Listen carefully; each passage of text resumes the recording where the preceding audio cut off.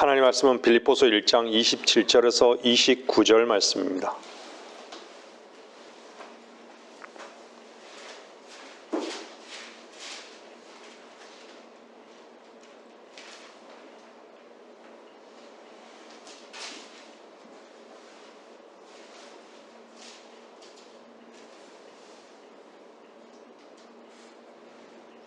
빌립보서 1장 27절에서 29절 말씀입니다. 오직 너희의 행위가 그리스도의 복음에 합당하게 되라. 이는 내가 가서 보든지 멀리 떨어져 있든지 너희가 한 영 안에 굳게 서서 한 마음으로 복음의 믿음을 위하여 함께 싸우고 있다는 소식을 듣고자 함이라. 반대하는 자들로 인하여 아무것도 두려워할 것이 없나니 이것이 그들에게는 정녕 멸망의 징표며 너희에게는 구원의 징표니 이는 하나님께로부터 나온 것이라. 그리스도를 위하여 그것이 너희에게 주어진 것은 그를 믿을 뿐만 아니라 그를 위하여 고난도 받게 하려는 것이니. 마지막 부분에 보면 그를 믿을 뿐만 아니라 그를 위하여 고난도 받게 하려는 것이니 이렇게 말씀하고 있죠.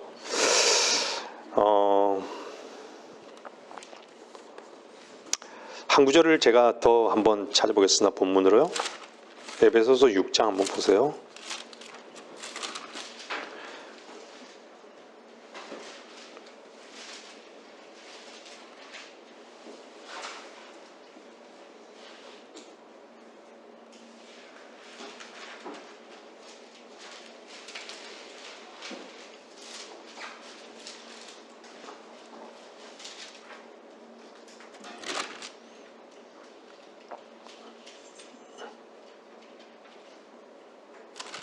에베소서 6장 6절입니다. 이 육신에 따른 주인들에게 말씀하고 있지만 한번 보세요. 사람을 기쁘게 하는 자처럼 눈가림으로 하지 말고 그리스도의 종으로서 마음으로부터 하나님의 뜻을 행하며.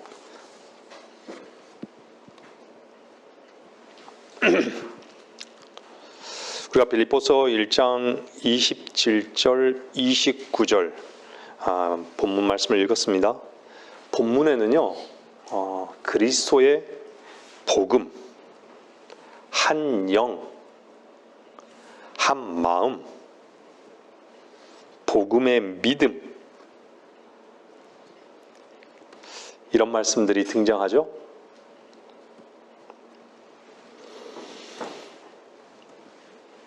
여기 앉아 계신 분들은 복음을 듣고 주님을 영접하신 분들이라는 것을 저는 믿습니다. 오늘 말씀의 제목은요, 나를 향하신 주님의 뜻입니다. 나를 향하신 주님의 뜻.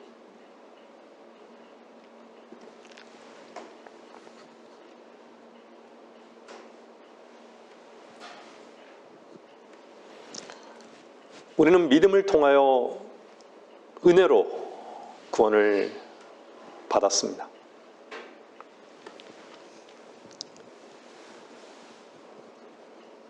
믿음은 성경에 뭐라고 말씀하시죠? 들음에서 나며 들음은 하나님의 말씀에 의해서니라.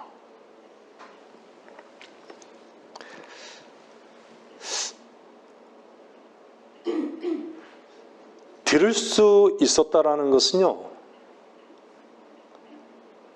귀가 있기 때문에 들을 수 있는 것만이 아닙니다. 그렇죠? 들을 수 있는 것도 참으로 놀라운 하나님의 인도하심이고 하나님의 은혜라는 것을 우리는 아는 것이죠. 구약에도 귀에 대한 할례 부분이 나오지만요, 할례라는 부분이 나오잖아요. 귀에 할례를 받지 못하면 들을 수가 없어요. 무엇을 못 듣죠? 하나님의 말씀을 들을 수가 없어요. 들을 수 없으면 무엇이 없죠? 믿음이 없는 거예요.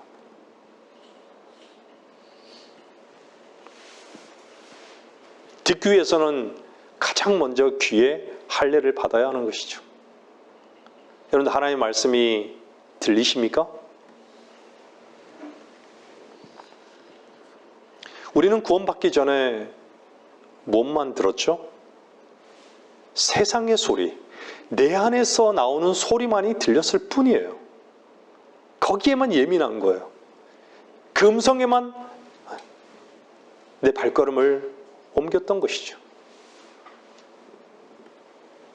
하나님의 말씀은 전혀 들리지 않았던 것이죠. 나를 사랑하는 소리, 내 의의를 자랑하는 소리, 세상을 사랑하는 소리만이 들렸기 때문에 그리스도의 복음, 한 영, 한 마음, 복음의 믿음, 이러한 말씀의 실제를 경험할 수 없었던 것이죠.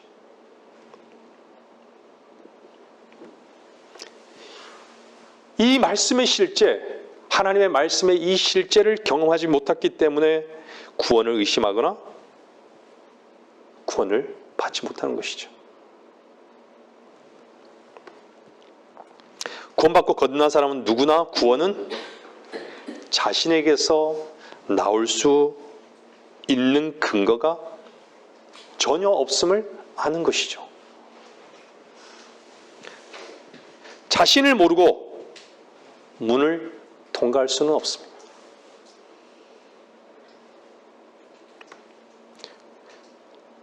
자신으로는 불가능한 것을 알고 자신은 죽어 마땅한 죄인임을 볼 때 무엇을 찾는 것이죠? 나를 구원할 자를 찾는 것이에요. 바로 그때 세상 죄를 제거하는 하나님의 어린 양, 그분을 보는 눈이 열리는 것이고 듣는 귀가 열리는 것이죠.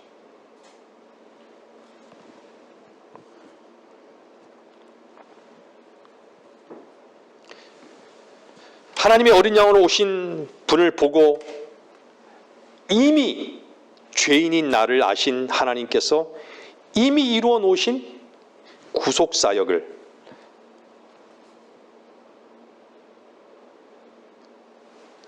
믿은 것, 또한 그것이 하나님의 은혜였음을 안 것이죠. 하나님께서 인성을 입으시고 육신을 입고 오셨다라는 것은 놀라운 은혜입니다. 우리가 동일한 육신을 입고 오셨어요.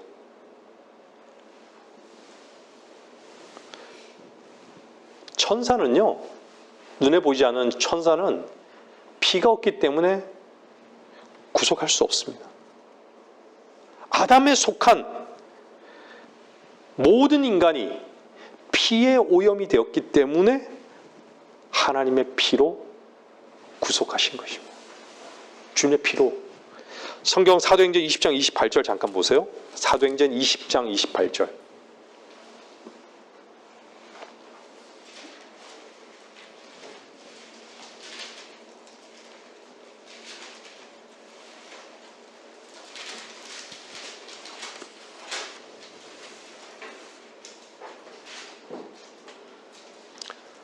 사도행전 20장 28절입니다.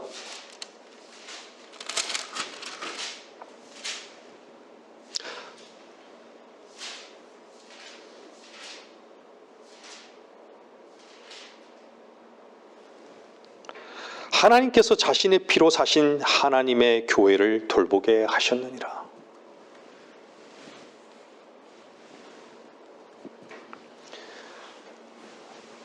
자기 스스로 자신을 구속시킬 수는 결코 없습니다.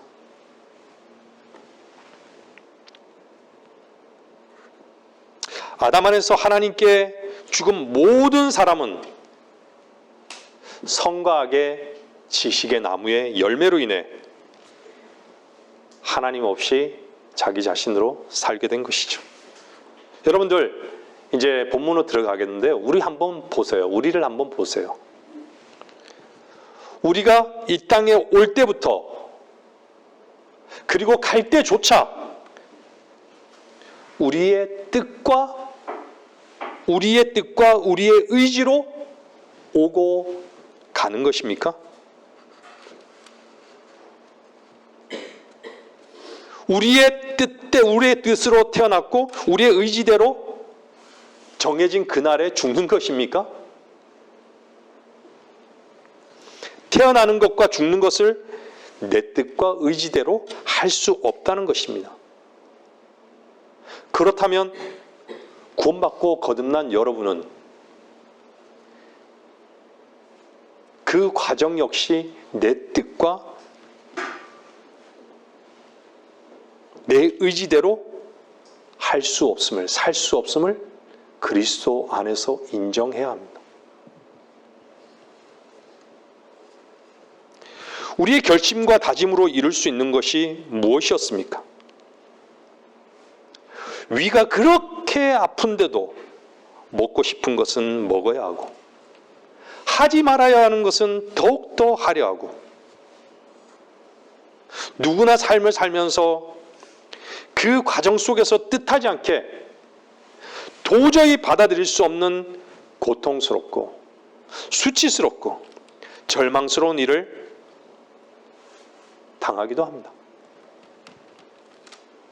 그러한 일을 당했을 때 남는 것이 무엇이죠? 원망과 후회와 절망과 슬픔이죠. 언제까지일까요? 그 일을 받아들이기까지. 그 일을 받아들이지 않는다면 너무 고통스럽기 때문입니다.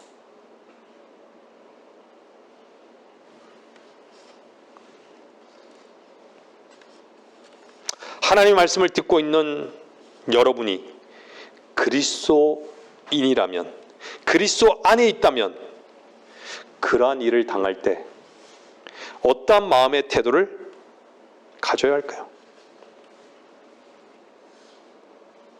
정상적이라면 분명 하나님께서 분명 빛 가운데 나를 보게 하시고 알게 하시는 것이 하나 있는데, 그것은 하나님께서 하시는 모든 일은 선하시며 나에게 일어난 모든 일이 아버지께서 주신 것으로 받아들인다는 것입니다.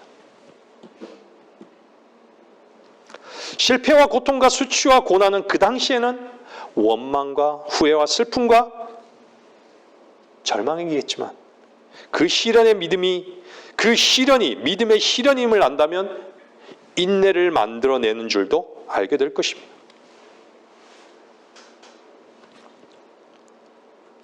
인내가 왜 필요할까요? 히브리서 기자는 이렇게 말씀하고 있습니다. 10장 보세요. 히브리서 10장 36절.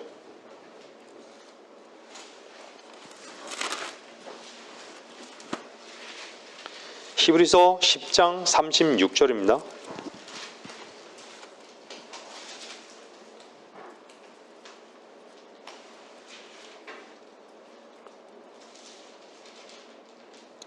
너희에게 인내가 필요함은 너희가 하나님의 뜻을 행한 후에 그 약속을 받기 위함이라.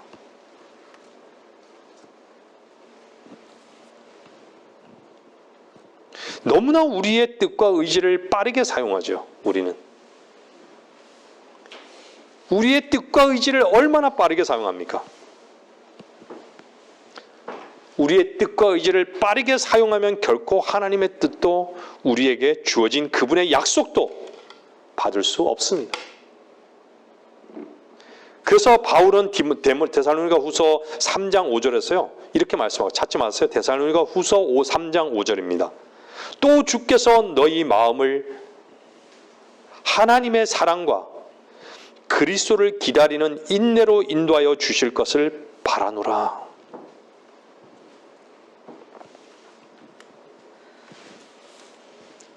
그 모든 것들이 생명이신 그리스도를 얻게 하시는 하나님의 손길이었음을 분명하게 알게 하신다는 것이죠. 우리는 너무나 빠르게 우리에게 일어난 일들에 대해서 좋고 싫고를 판단합니다. 내 뜻에서 나오지 않고 내 의지에서 나오지 않는 일이라면 우리는 그 일을 함부로 빠르게 판단하는 우를 범하지 말아야 합니다. 하나님께서 하신 일이라면 어찌하겠습니까? 인간의 입장에서 우연히가 하나님 편에서 마땅하리라고 하면 어찌하겠습니까? 우리는 에스더서를 보면은 나오죠. 우연이라는 게 나오죠. 그 우연히는 하나님께서 그 인간의 입장에서 우연이었지만 하나님께서 이끌어 가신 것은 필연적인 것이었어요. 그 우연히가. 한번 집에 가서 한번 에스더를 보세요. 필연적으로 다 이끌어 가시는 거예요. 하나님께서요. 역사의 그 하나님의 경륜도 하나님께서 그렇게 이끌어 가신다면 그 경륜의 과정 속에 있는 하나님의 자녀를 그렇게 이끌어 가시지 않겠냐는 얘기예요.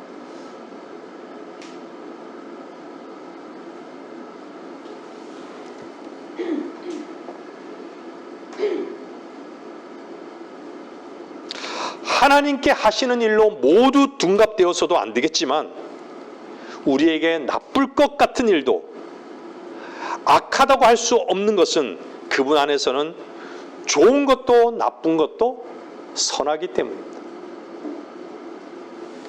우리는 하늘에 계신 아버지께서 주신 것으로 받아들이는 그 순간 우리는 아버지께서 하시는 모든 것은 선하십니다. 그 선하심을 고백할 수 있는 것이죠. 슬픔을 당할 때 누구나 첫 번째 반응은 그것을 잊어버리려고 합니다. 그렇다고 해서 내 안에 탄식 소리가 멈추지 않습니다. 잊어버린다고 해서 화평이 오는 것이 아닙니다. 눈물을 멈추려고 해도 멈출 수가 없습니다. 모든 수단을 강구해서 빈 마음을 채우려고 애를 써도 화평은 오지 않습니다. 때로는 뒤로 물러나 조용히 초연해 할지라도 즉 마음의 문에 빗장을 걸고 슬픔과 고통으로 함께 할지라도 화평은 오지 않습니다.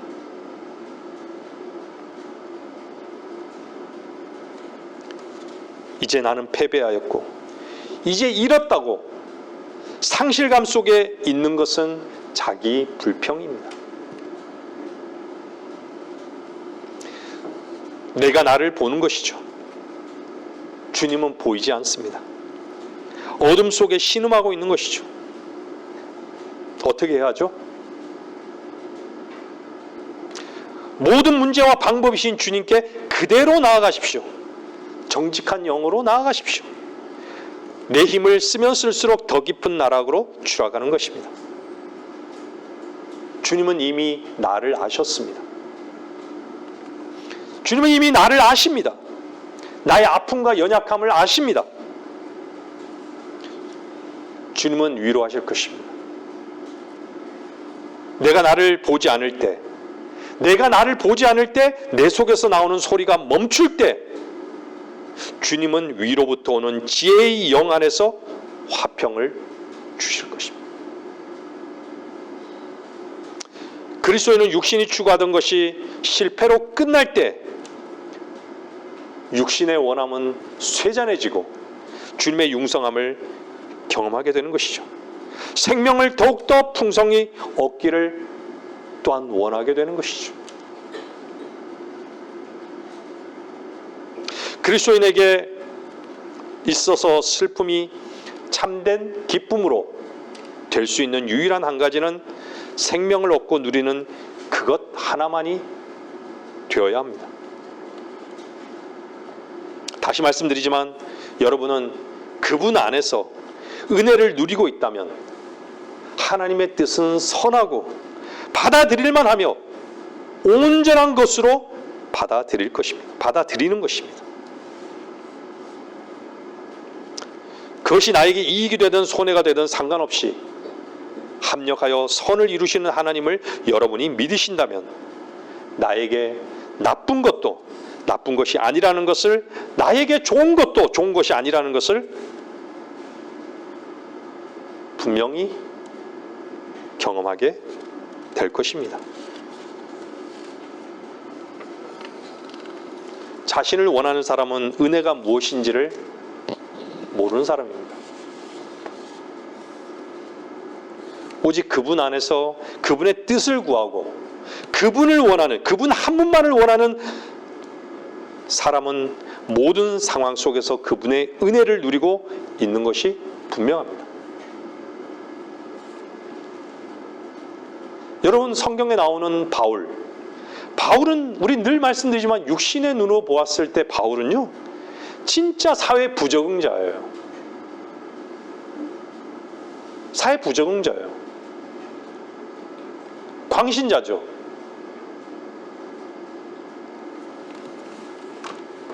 종이 숭배자입니다.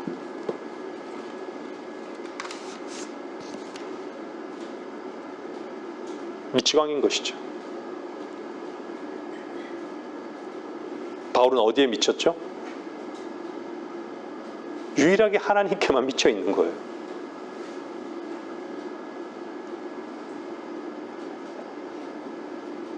왜 그렇게 적극적으로 피해갈 수 있는 고난과 고통을 마다하지 않고 육신적 고난 속에서 살아가는 것을 바울은 선택하며 살아갔을까요? 세상의 간절은 도저히 이해할 수 없는 것이죠. 무엇 때문이었죠?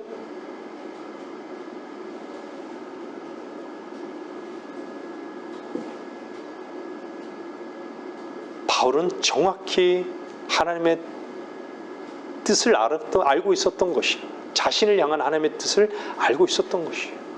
그래서 바울 서신을 보면요, 하나님 뜻대로 부르신 이렇게 나온다고요. 바울에 대해서.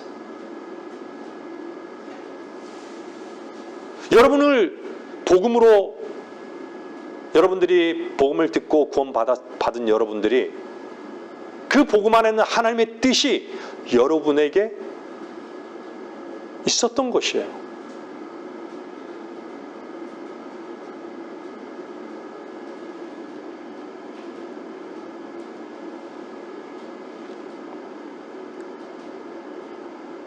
바울은 오늘 본문 말씀같이 그리스도를 위하여 복음을 위하는 그 한 가지밖에는 없었던 것이죠.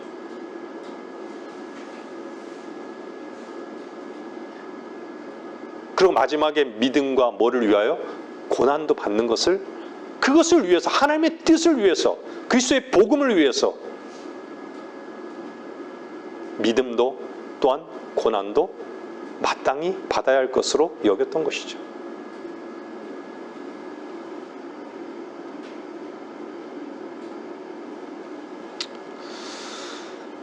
누구나 슬픔을 겪을 수 있습니다. 이 땅에서요. 도저히 이해할 수 없는 슬픔. 하나님께서 나중에 나에게 주님을 만나면 그 이유를 꼭 주님께 물어보십시오. 그 이유를 분명히 설명해 주시지 않으시겠습니까? 얼마나 우리 주변에는 우리를 반대하는 자들이 많은지. 왜 그럴까요? 왜 그럴까요? 쏟고 있기 때문입니다. 마귀에게 쏟고 자신에게 쏟고 있기 때문입니다. 여러분들, 제가 어떻게 하나님의 종이라고 불릴 만한 것이 있겠습니까? 여러분들 눈에 보시기에.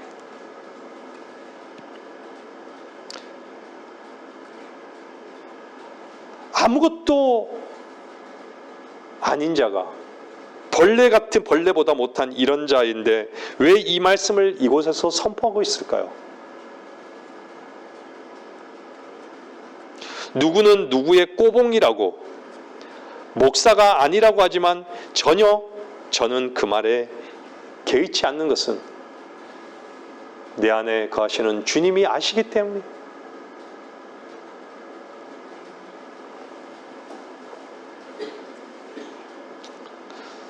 살면서 누구나 슬픔을 겪을 수 있습니다. 누구나 깊은 슬픔을 겪을 수 있습니다.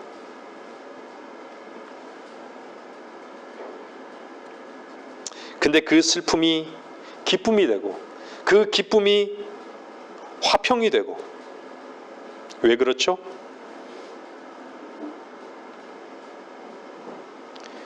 그것을 누릴 수 있는 것은요, 기꺼이 받아들이는 것입니다.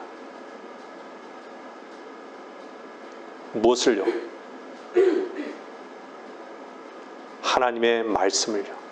그분을 직접, 그분의 약속을 받아들이는 것이에요.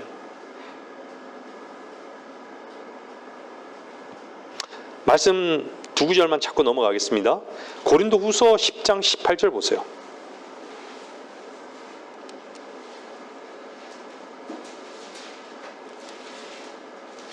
고린도후서 10장 18절요.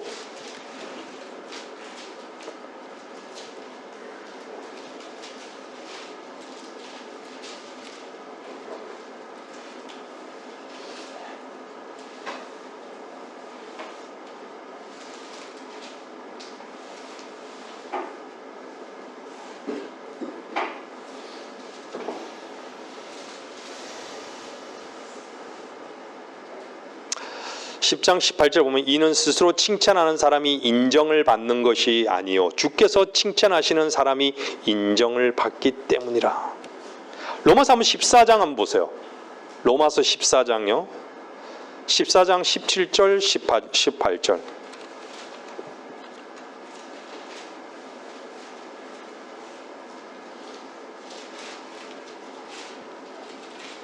(14장 17절 18절요) 하나님의 나라는 먹고 마시는 것이 아니라 다만 성령 안에서 의와 화평과 기쁨이라. 의와 화평과 기쁨이라. 이러한 것들로 그리스도를 섬기는 자는 하나님께 기쁨이요 사람들에게는 인정을 받느니라. 성령 안에서 의와 화평과 기쁨으로 우리는 섬기는 자들이에요. 왜요? 이미 우리는 의와 화평과 기쁨을 얻었기 때문에.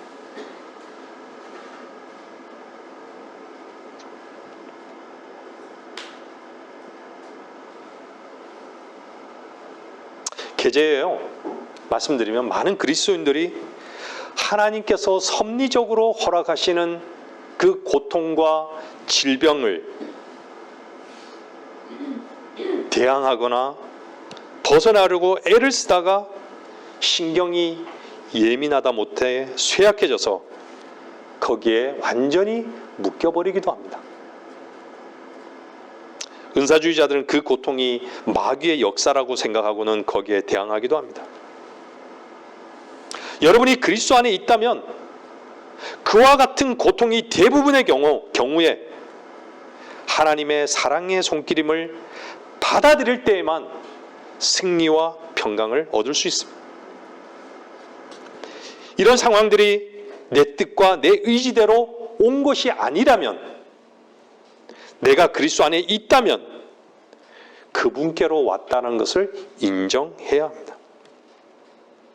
그렇다면 그분께로 가야 그 문제가 풀리는 것입니다. 어떤 일이 분명히 마귀의 직접적인 역사여서 저항해야만 하는 것이 아니라면 하나님의 방법은 우리가 주님의 본을 따라 그 어려움을 받아들일 때 평강을 주시는 것입니다.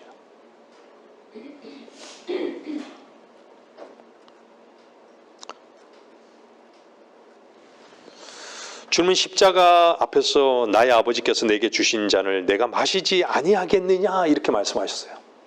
내게 주시는 잔을 마시지 아니하시겠느냐? 아니하겠느냐? 마시지 아니하겠느냐? 우리가 우리 마음 가운데 우리 인생에 일어나는 이해할 수 없는 일들을 받아들이는 것을 배우지 못한다면 우리는 울부짖는 사자를 대항할 힘을 가질 수가 없는 것입니다.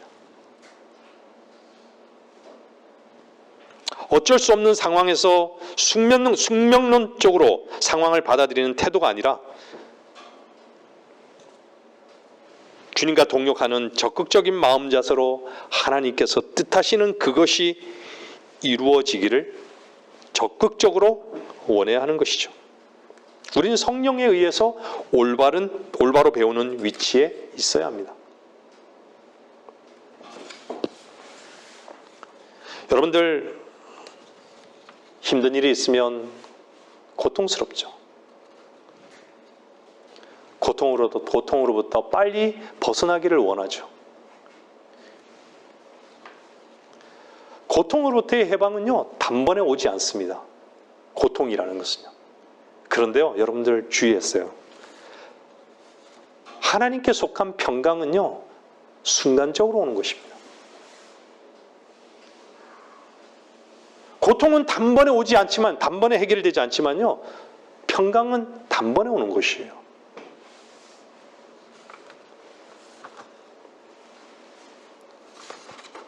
화평은 그것을 받아들일 때만 오는 것입니다.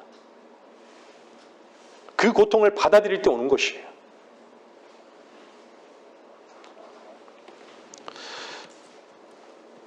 우린 욥을 잘 알고 있죠. 욥이 마귀의 존재에 대해서 더 잘 알고 있었더라면 마귀를 더 잘 물리칠 수 있었을 것이라고 생각하는 사람들도 있습니다.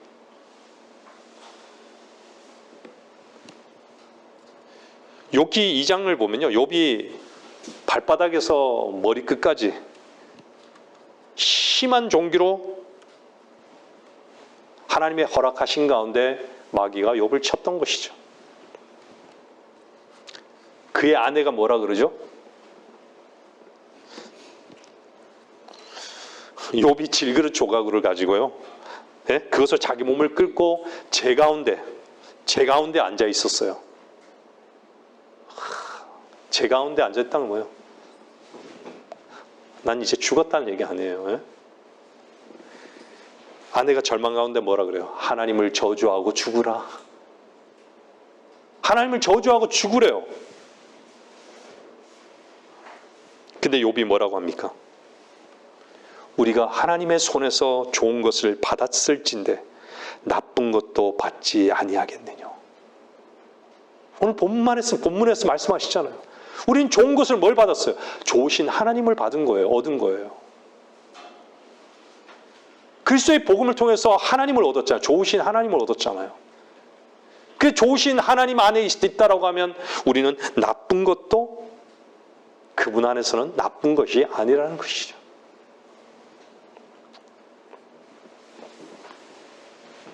욥의 아들들과 딸들, 양들, 종들도 잃어버렸죠. 욥은요. 근데 욥은 뭐라고 그러죠? 내가 내 어미의 태에서 맨몸으로 나왔으니 내가 맨몸으로 그리 돌아가리이다. 주신 분도 주시오 빼앗아 가신 분도 주시니 주의 이름을 송축하나이다. 우린 여기서 뭘 볼 수 있는지 아세요? 욥은 자신의 냄새를 풍기지 않는 거예요. 모든 것을 빼앗기고 모든 고통, 모든 질병까지 얻은 그가 자신의 냄새를 풍기지 않은 거예요.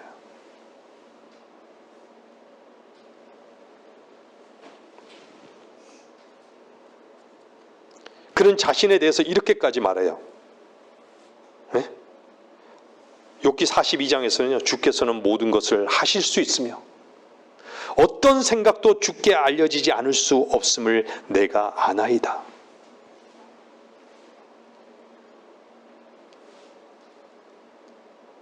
주께서는 모든 것을 하실 수 있으며 어떤 생각도 주께 알려지지 않을 수 없음을 내가 아나이다.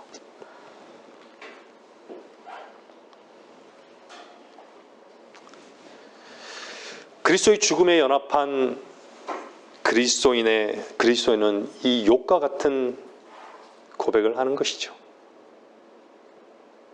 우리가 할 수 없었던 일들을 그리스도 안에서 그 문을 통과하게 된 것은 낙타가 바늘귀에 들어가는 것 같이 불가능한 일이었는데 그것이 어떻게 가능한 일이에요? 인간의 이해로는 도저히 불가능한 일이었잖아요. 그 문을 어떻게 통과하죠?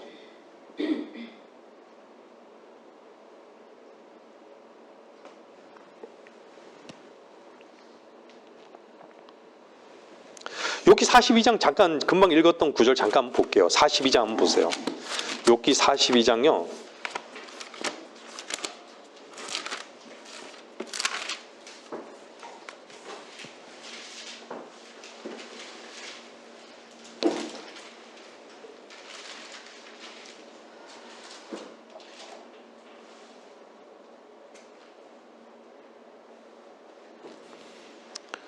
그 42장 2절 읽었잖아요. 네? 6절 한번 보세요. 그러므로 내가 나를 미워하고 티끌과 재 속에서 회개하나이다 하더라.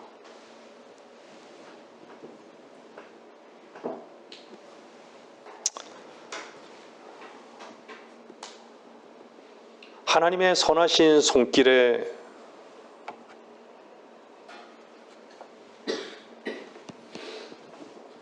내 자신을 맡기는 것보다, 우리 자신을 맡기는 것보다 더 아름다운 건 없습니다.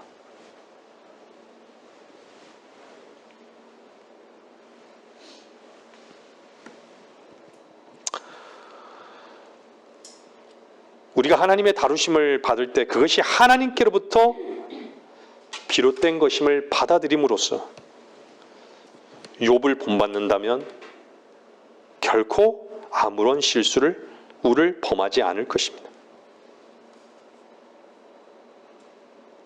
결국은 복을 얻게 되는 것이죠. 그 복은 하나님을 사랑하는 자녀에게 모든 것이 합력하여 선을 이루심을 보게 될 것이라는 것입니다. 하나님이 우리 편에 있을 때 승리하는, 하나님이 우리 편에 있을 때 승리하는 것이 아닌 것이죠. 우리가 하나님 편에 있을 때 승리하는 것입니다. 하나님 편에 서 있을 때 어떤 상황과 기회도 잃지 않는 것입니다. 그분이 주신 것은 모든 것이 유익하고 그분이 주시지 않는 것은 좋은 것도 나쁜 것입니다. 아무리 나쁜 것도 그분의 뜻이라면 그것은 옳은 것이고 선한 것입니다. 다시 말씀드리지만 바울이 감옥에 갇혔을 때 그것이 마귀의 책략이었습니까? 그 당시에 실제로 그 당시에요, 네로는 마귀의 종이었습니다. 로마 황제인 네로. 하지만 바울은 그를 무시하지 않았어요. 바울은 뭐라고 말하죠? 하나님께로부터 나오지 않는 건세는 없다고. 그리고 그 감옥 속에서도 기뻐했던 것이죠.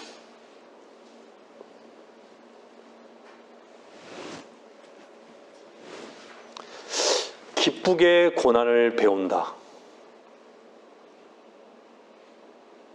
세상을 어떻게 이해할 수 있을까요? 고난 가운데 어떻게 기뻐할 수 있을까요?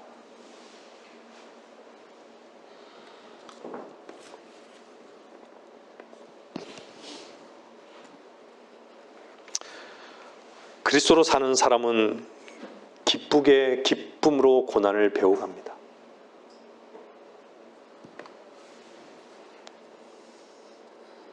주님께서 주로 함께하는 사람은 인간이 나에게 할 수 있는 그 어떤 일에도 사실 관심이 없습니다.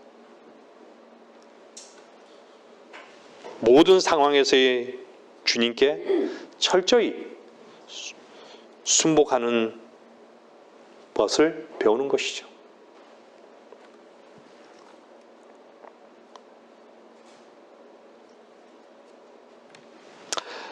김 목사님께서는 올해 한 단어로 기도하고 있음을 말씀하셨습니다.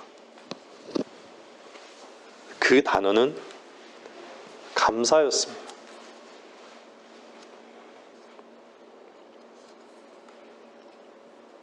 항상 만나 뵐 때마다 짧은 시간 동안 생명의 말씀을 전해주시고 주 안에서 힘을 얻고 오는 귀한 시간들입니다. 여러분은 무엇을 듣고 있습니까?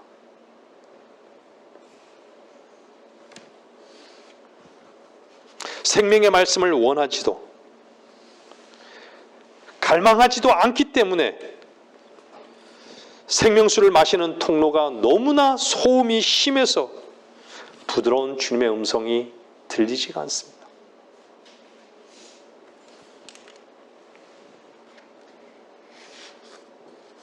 여러분들 이렇게 기도해 보신 적 있으세요? 주님,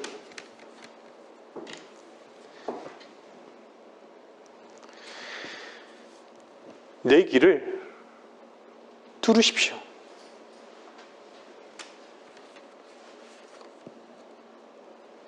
주님은 나의 주인이십니다.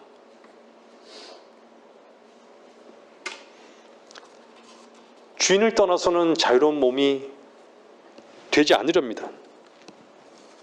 오직 나는 주님만을 사랑하고 주님이 나의 모든 것이 되기를 원합니다. 더 이상 세상 소리에 귀를 기울이지 않겠습니다. 내 안에서 나는 소리에 귀를 기울이지 않겠습니다. 미세한 주님의 그 부드러운 음성을 듣기를 간절히 소원합니다.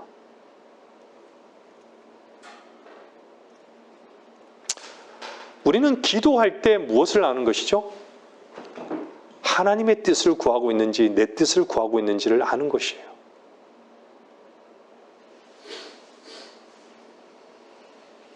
근데 하나님 앞에 무릎을 꿇지 않는 것이죠.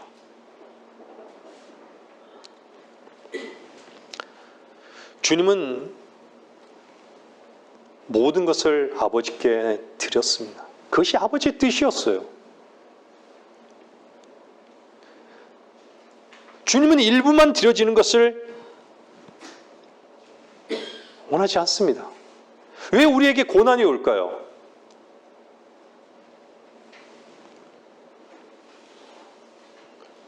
일부만 드려지는 것을 받지 않으시기 때문에 고난을 허락하시는 것입니다.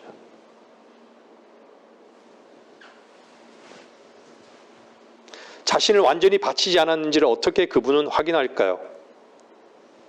고난을 통해서 시험하시는 것입니다.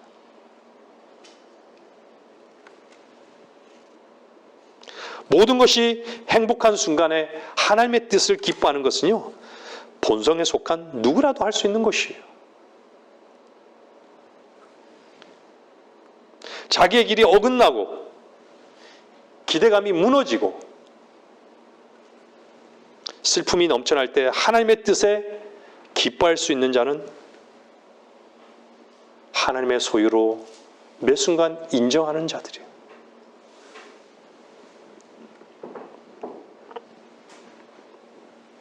그래서 시련은요, 기피해서는 안 되는 것이죠. 피해가려고 내 힘을 쓰는 것이 아니에요. 오히려 우리를 검증하는 시험으로서 받아들여야 하는 것입니다. 사랑하는 성도 여러분, 잠시 있다 지나가 버리는 위로가 있지만 참되고 지속적인 그 위로는 완전히 자신을 포기할 때, 십자가를 사랑하는 그러한 사랑으로 자신을 드릴 때만 찾아오는 것입니다. 십자가를 환영하지 않는 사람은 하나님을 사랑하지 않는 것임을 반증하는 것입니다.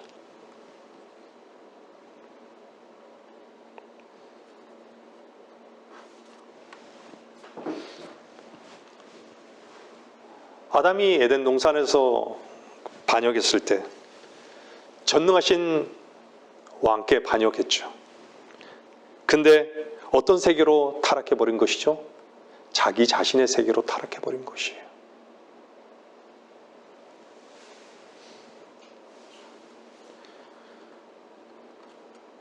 아담 앞에 반역과 죄악으로 인한 자멸과 비참함에 대한 그 유일한 해결책이 무엇이었습니까? 상함을 입으신 구속주를 제시하신 것이죠.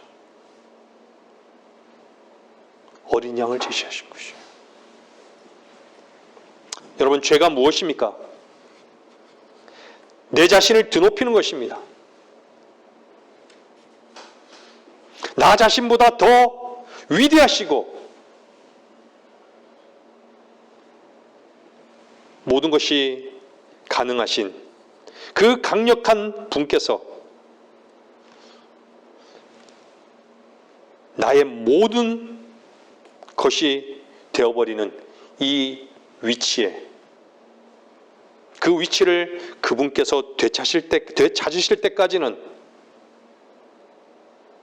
내 자신이 그 자리를 찬탈하고 있는 것입니다.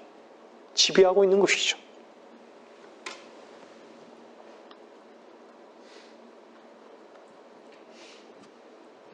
우리는 많은 경우에 이렇게 해주신다면, 나에게 이렇게 해주신다면, 나를 원하고 있는 것이에요. 나를 이렇게 해주신다면 내가 주님을 이렇게 섬길 텐데.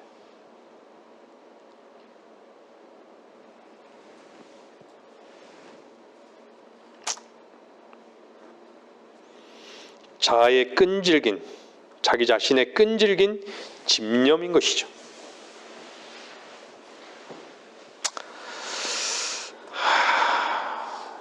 하나님의 뜻에 순수하게 지배받지 않는 그런 사람은요, 결국 자기 자신의 의지에 지배를 받게 됩니다. 그래서 범죄케 되는 것이죠.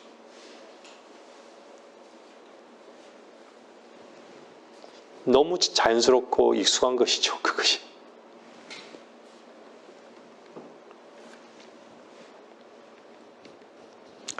주님의 주시는 사랑의 멍에는 쉽고 가볍습니다. 이 멍에를 벗어버린다면, 이 쉽고 가벼운 멍에를 벗어버린다면 오히려 무거운 짐을 지고 고통을 당하게 될 것이 분명합니다.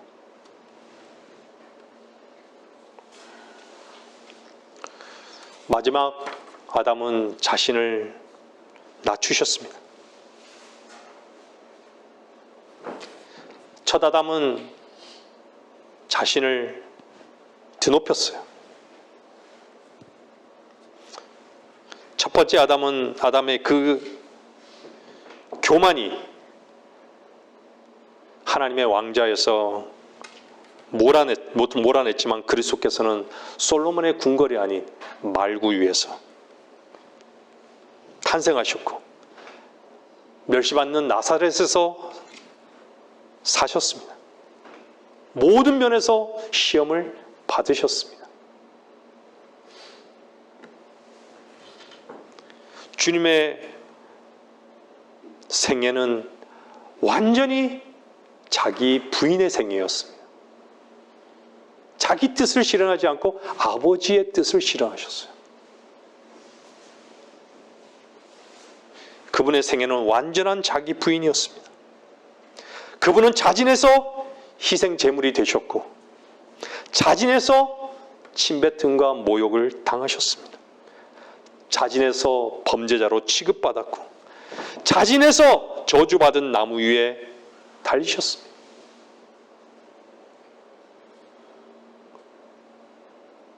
이 모든 것을 우리의 불순종으로 인해 감당하신 것입니다. 세상 죄를 제거하는 하나님의 어린 양을 여러분은 보셨습니까? 여러분이 마땅히 죽어야 할 자임을 보셨습니까?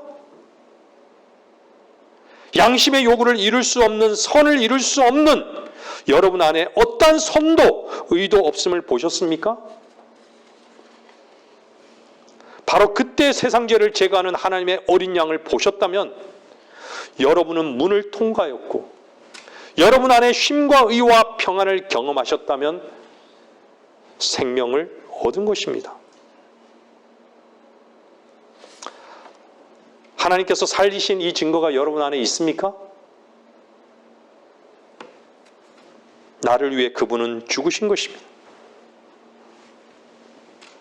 첫 번째 속한 아담에 속한 그 자아를 처리해 버리신 것입니다. 그래서 하나님을 십자가를 환영하지 않은 사람은요, 하나님을 환영하지 않는 것입니다. 그리스도께서 우리를 왜 구속하셨을까요? 다시 말씀드리지만 그 목적이 무엇이었을까요? 하나님의 뜻을 행하도록 하는 것 외에는 없는 것입니다. 얼마나 우리는 하나님의 뜻을 잊어버리고 사는지.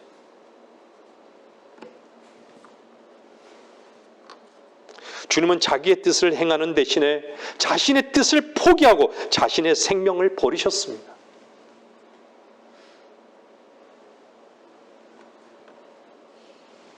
그분께서 자신의 생명을 버리셨을 때 고통과 고난과 죽음마저도 그분의 하나님의 뜻을 향하신 사랑을 제거할 수는 없었습니다. 그분은 하나님 뜻 안에서 죽으신 것입니다.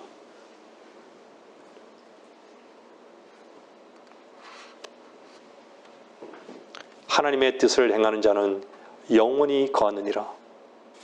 아멘입니까?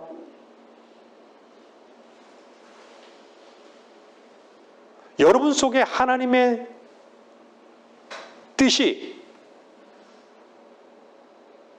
여러분의 육신이 쇠해서 흙 속으로 돌아갈지라도, 여러분의 몸이 흙 속으로 돌아갈지라도 결코 하나님의 뜻이 담겨있는 여러분의 혼과 영 안에는, 영은 결코 사라지지 않습니다. 그분께로 가는 것이에요.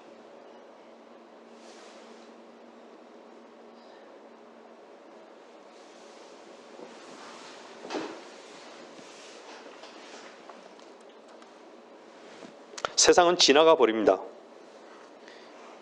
이 세상에 있는 것도 지나가 버립니다. 모두 불탈 것입니다. 그러나 그분의 뜻을 행하는 자는 영원토록 거할 겁니다. 참 주님께서는 지상에 사셨을 때요, 성경을 한번 자세히 보세요. 주님께서 늘 우리가 교제 가운데도 말씀 나누지만 그분께서는 인간들에게, 주님을 따르는 자들에게 항상 보면요, 불가능한 것들을 요구하셨어요. 그것을 인간으로서는 해결할 수 없는 것이죠. 이해할 수도 없고. 또 어떻게 보면 생뚱맞은 것이죠. 근데 그 모든 문제를 누가 해결하신 것이에요? 주님께서 해결해 주셨습니다. 유일한 해결자가 주님이라는 것이에요.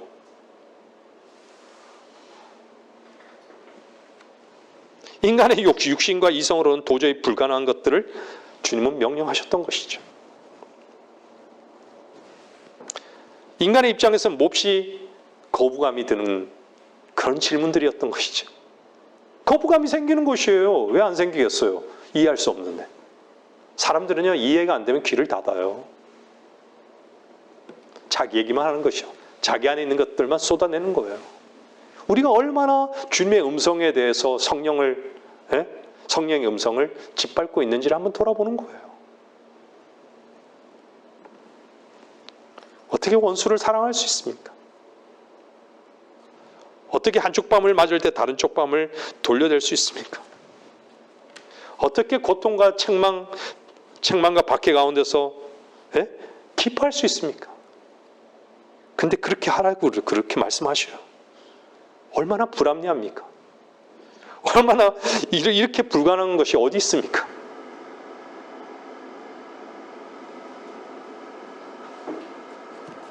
주님의 요구는 불가능한 것들로 가득해요, 사실은. 이와 같은 요구 앞에 우리가 할 수 있는 일이 무엇일까요? 우리는 무엇을 할 수 있다라고 여기죠? 할 수 없습니다. 우리가 할 수 있는 일이라고는요, 우리 자신을 돌아보고 무기력함을 깨닫고 하나님께 나아가서 그분의 은혜 없이는 이런 것들이 불가능하다는 사실을 고백하는 것 뿐이었던 것입니다.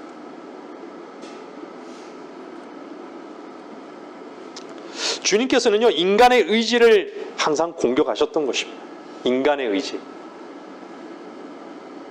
인간에게는 그게 최후의 보루예요.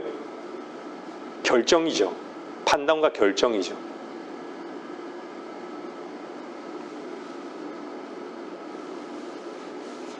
인간의 의지를 지적했을 때 그것과 모순되는 것들을 주님은 요구하심으로써 인간은 인간 스스로를 하나님께서는 자신의 모습을 보게 했던 것이죠.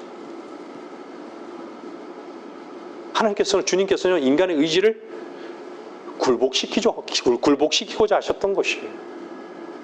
할 수 없다고. 이는 할 수 없다고.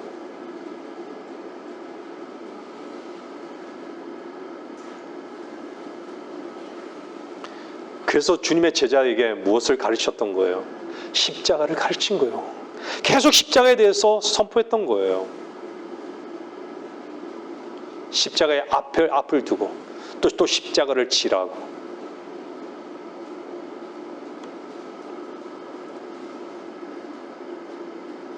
하나님께서는 우리의 육신의 안락함을 지시기도 합니다. 우리로 하여금 그분의 음성에 예민하게 하시기 위해서.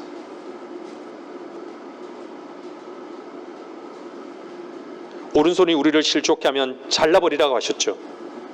우리의 눈이 실족케 하면 뽑아버리라고 하셨습니다.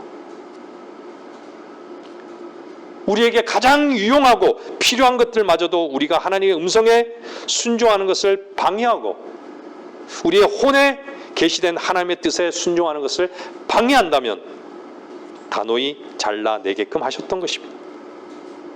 이 말이 매우 엄격한 말로 들릴 것입니다.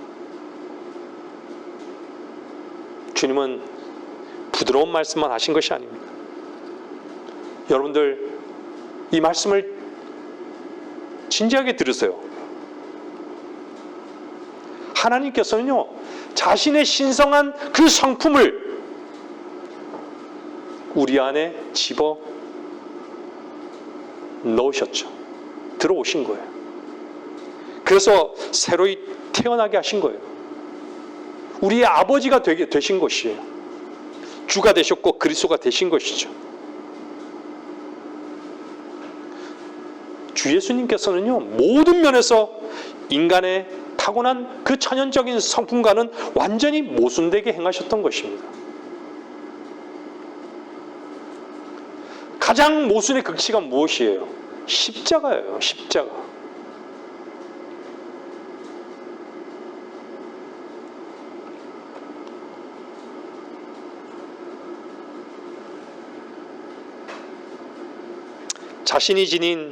자신이 지신 십자가가 하나님께 보이신 완전한 순종, 완전한 순종의 가장 숭고한 표현. 그래서 주님께서는 십자가를, 내적인 십자가를 배우도록 하신 것입니다. 자신의 뜻을 버리고 하나님의 뜻을 행하도록 가르치신 것이죠. 여러분들, 그리스도께서 오신 것은요, 우리의 성품을, 타고난 성품을 고치러 오신 것이 아니에요. 십자가에 못 박으라고 오신 것이에요. 못 박으라고. 손이 말라버린 사람은요, 쓸모가 없죠.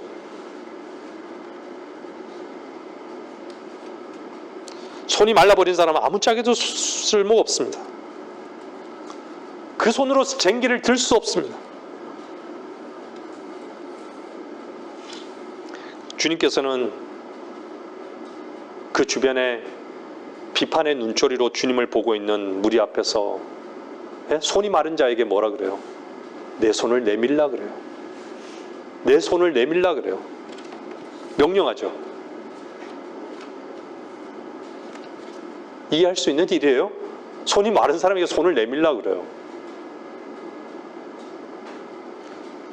주변에 있는 사람들은 얼마나 그것이 불가능한 일이고 불합리적인 요구인 거예요.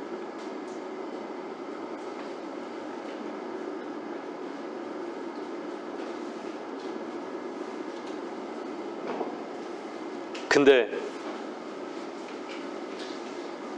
이 사람이 그와 같이 불가능하고 불합리한 명령에 순종하기 위해서는 무엇이 그 사람은 어떻게 한 거죠? 자신을 부인한 거예요. 자신을 부인하고 내미는 거예요. 어떻게 됐죠? 나음을 입은 거예요. 마른 손의 생명과 능력을 얻게 된 것이에요. 그게 무슨 결과였죠? 주님의 말씀을 받아들인 것이고 자기를 부인한 결과였습니다.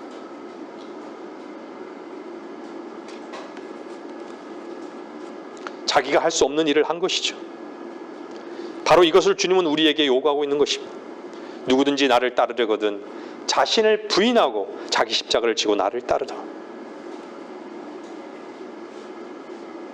항상 우리는 이것에 대해서 어떤 반응을 보이죠? 불평하는 것이죠. 나는 할 수 없다고, 무기력하다고, 불가능한 일이라고. 우리의 문제는요, 우리의 무능력이 아니라 하나님의 말씀에 굴복하는 우리의 의지의 결핍이 문제인 것이죠.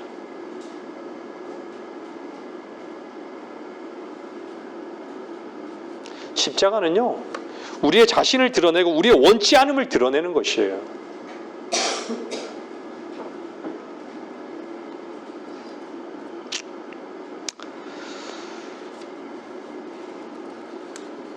여러분의 손이 말라붙어 불가능합니까? 그리스도를 부끄러워하는 것이 아닙니까? 말씀을 듣고 있는 여러분들은 분명히 저는 알고 있다라고 믿습니다.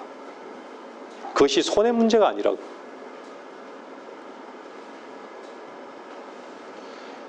하나님께서는요, 여러분의 손을 위해서, 손을 통해서 여러분의 마음을 만지시기를 원하십니다. 그것은요, 여러분에게는 죽음을 의미합니다. 그분의 말씀대로 손을 내미십시오. 그리하면 여러분의 말라버린 손에 그분께서 부으시는 능력으로 여러분은 놀랄 것입니다. 그분의 이름을 찬양할 것입니다. 여러분의 말라버린 그 혀는 차라리 죽는 게 낫다라고 말할 수 있습니다. 누구와 같이? 요나와 같이.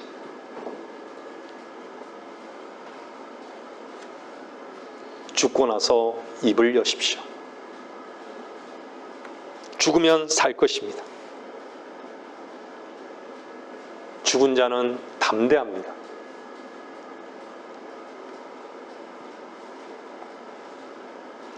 죽은 자에게는요, 사탄이 점령할 요새가 없어지는 것이에요.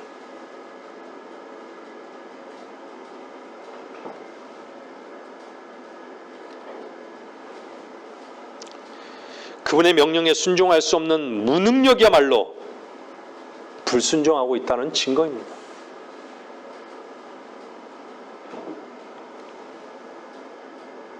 그분의 명령에 순종하지 않는다면 그분을 주님이라고 부르지 말아야 합니다. 모든 조건이 구비되어야, 모든 환경이 구비되어야 순종할 거라고요? 거짓말하지 마십시오.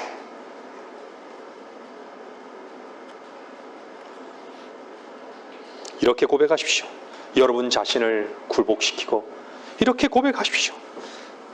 나를 강하게 하시는 그리스도를 통하여 나는 무엇이든지 할 수 있습니다. 그러면 여러분은 걷게 될 것이고 뛰게 될 것입니다. 하나님의 뜻이 참으로 달달한 것을, 달콤하다고 여러분은 노래할 것입니다. 벙어리의 입은 열릴 것이고 찬양이 흘러나올 것이고 절름발이가 수사슴처럼 뛰놀 것입니다. 말씀을 정리하겠습니다. 여러분, 그리스도의 십자가의 목적이 무엇일까요? 늘 말씀드리지만 우리 자신을 제쳐놓고 우리의 마음과 뜻을 하나님과 일치하도록 하는 것입니다.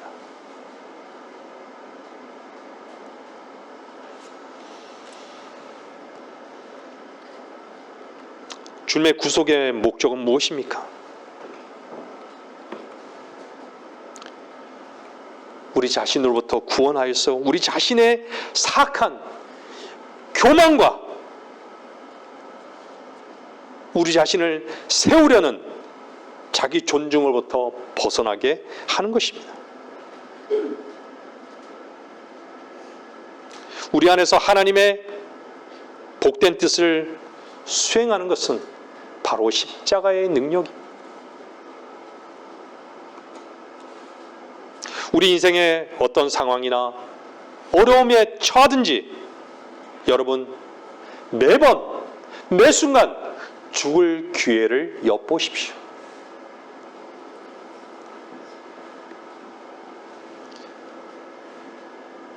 하나님께 살려 한다면 자신에 대해서는 죽어야 하는 것이 마땅한 것이죠.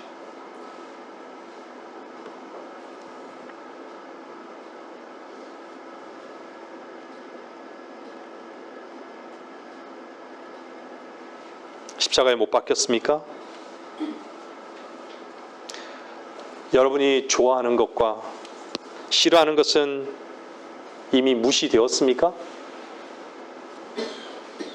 여러분의 지혜는 내던져졌습니까? 여러분의 마음의 상처는 어떻습니까? 여러분의 의견이 조롱을 당했습니까? 여러분은 거짓 비난을 받았으며 여러분의 이름은 악한 것으로 낙인 찍혔습니까?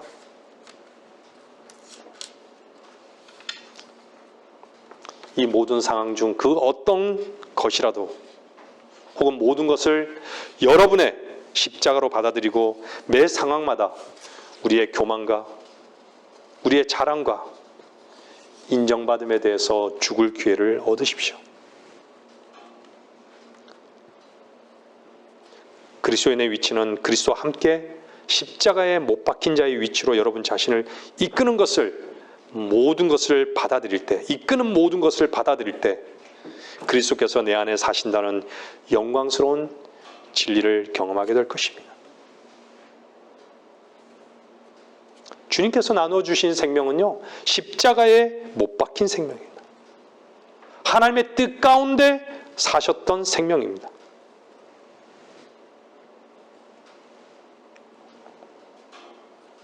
이 생명은요, 이 지상 생애에서 나의 평안, 나의 기쁨에 대해서 최초로 말씀하셨던 분이 가지고 계셨던 그 생명입니다. 평안하고 기뻐할 수 있는 것은 하나님의 생명밖에 없는 것이에요. 요한복음 15장 11절 보세요. 요한복음 15장 11절이요.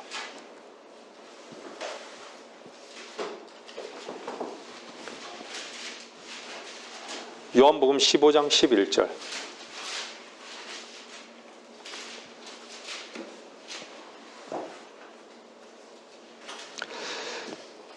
요한복음 15장 11절.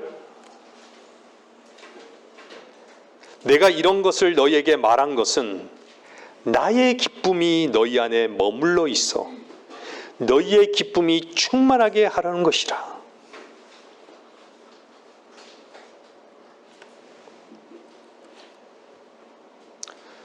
인생의 최악의 순간이 무엇일까요? 죽음이죠, 죽음. 근데 죽음 앞에서 기쁨을 누릴 수 있다. 참 이해할 수 없는 말이죠. 여러분이 육신이 다하고 주님이 더디 오신다면요, 여러분이 죽음 앞에서 기쁨을 누릴 수 있는 것은요, 왜일까요? 주님께서도 죽으실 때 그분께서 그 순간 그의 아버지의 뜻 가운데 있었기 때문에, 여러분도 육신이 다해서 장막을 벗어날 때 여러분들이 기쁨을 누릴 수 있는 그 이유는 아버지의 뜻 가운데 있는 여러분이라면 기쁨을 누리며 맞이할 것입니다.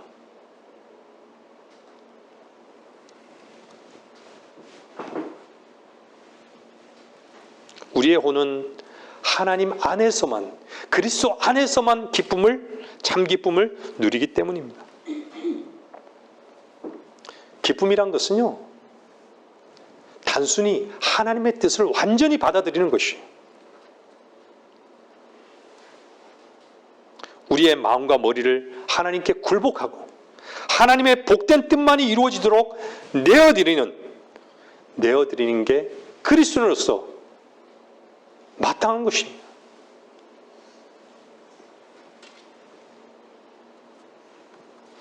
베드로전서 4장 19절 말씀은요, 이렇게 말씀하고 있습니다. 베드로전서 4장 19절은요, 그러므로 하나님의 뜻에 따라 고난을 받는 사람들은 선을 행하면서 신실하신 창조주께 그들의 혼을 지키시도록 맡길지어다. 어떤 자매가 저한테 의탁하는 것이 뭔지 모르겠다고 말씀하셨어요. 여러분들, 좋은 의사가 누군지는 컴퓨터에 탁 차면요, 명의를 찰 수 있어요. 그렇죠? 누가 어떤 진료 과목에서 우리나라에서 최고의 권위를 갖고 있는 명의다. 그것은요, 의탁하는 것이 아니에요. 의탁하는 것은요, 그 명의 앞에 내가 눕는 거예요. 그분이 수술할 수 있도록 눕는 거예요. 아시겠습니까?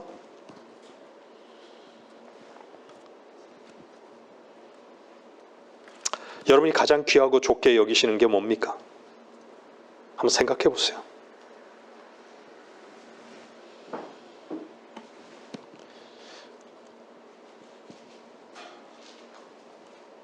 그리스도인에게는요, 주님 한 분밖에는 없는 것이에요. 하나님 생명의 말씀 하나만 있으면 되는 것입니다. 그 생명의 말씀이 모든 보장이기 때문입니다.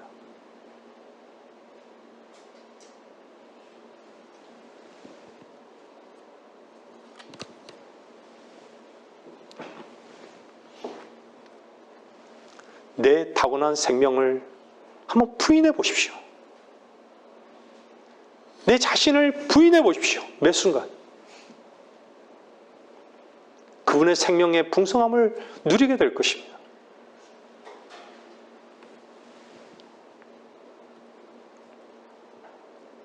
영원히 어떤 일에도, 어떠한 어려움 속에도, 여러분이 염려하고 근심하는 일 속에서도 하나님의 생명의 말씀은 여러분 자신을 영원토록 붙드실 것입니다.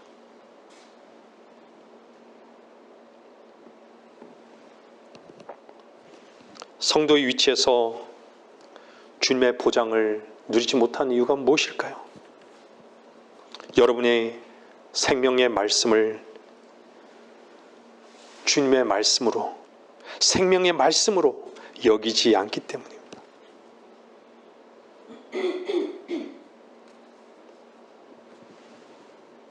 주님께 여러분의 세상적이고 여러분의 생각의 모든 그러한 보장과 가능성을, 여러분 안에 있는 여러분 자신을 지켜줄 수 있는 그 보장, 그 가능성을 주님 앞에 내던져 보십시오. 주님께서는 온전히 여러분의 보장 되심을 여러분에게 입증하실 것입니다. 말씀을 마치겠습니다.